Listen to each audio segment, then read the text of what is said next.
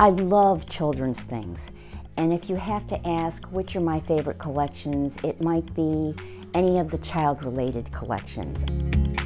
I am a natural-born collector, and I started collecting seashells and beach glass when I was a small child. When I was about 22, I inherited an ABC baby plate from the turn of the century, and I found another one at a flea market, and from then I was just gone. Now I've got 145 of those, and that was my first real beloved collection.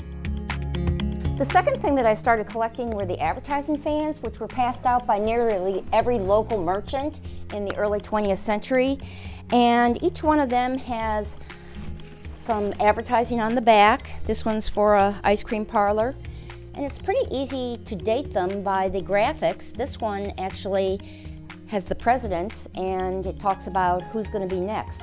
The most recent president on here is Calvin Coolidge, 1925, so that one makes that one very easy to date. And here we've got Teddy Roosevelt. When my son was deployed to Iraq in 2005-2006, I had a lot of anxiety.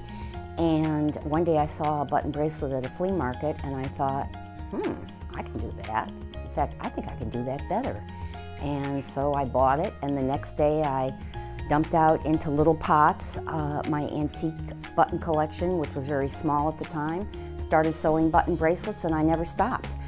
I've been doing this 9 years. I've never taken a day off. I've never wanted to.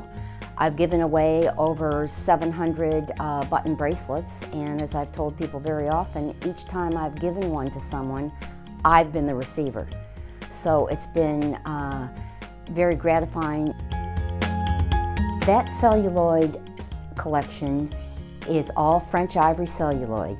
Celluloid was the first successful plastic. It's not entirely man-made, but the most popular way to make celluloid was the French ivory, which was various layers of creamy colored celluloid stacked under pressure and then cut across the grain so it looked like ivory. So all of the pieces are French ivory. My son's an airborne Army Ranger. He's been in the military for 10 years, and that's when I started collecting the military, mostly from the First and Second World War. In my hand is a Pigeon Carrier from the First World War. The pigeons went in here and they sent messages. I've got a large collection of Sun and Service banners, my favorite being the 8-star service banner from the First World War. This is my dad's sleeping bag. He's a 99-year-old World War II veteran. After he was wounded on April Fool's Day, 1945, he lost his dog tags while swimming in the ocean, and they were found by a French peasant woman and mailed back to my grandmother with a sympathy note. I want everyone that comes through my door to feel like an honored guest. I want them to sit in the chairs. I want them to pick up the knickknacks. I want them to ask questions. I want them to feel comfortable.